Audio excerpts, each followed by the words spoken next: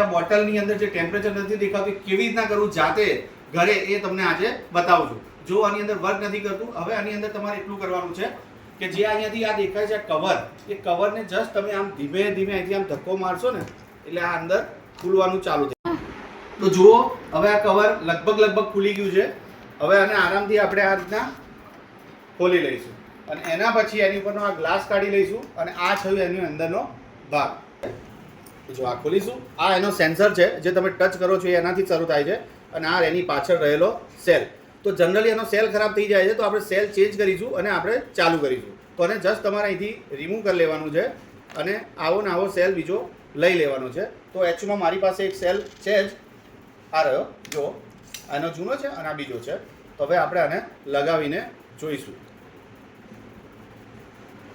જો આ થઈ ગયું છે ચાલુ, આ એનું સેન્સર છે. તો આરામથી તમે ઘરે પણ આવી રીતના તમારી જાતે તમારી બોટલના ટેમ્પરેચર બંધ થઈ જાય તો તમે કરી શકો છો. જસ્ટ આટલું જ કામ કરવાનું છે અને પાછું આપણે આની અંદર ફિક્સ કરી દઈશું.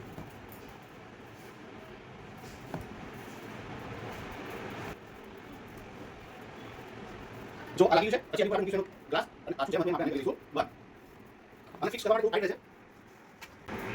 જો આ થઈ ગયું આપણું રેડી.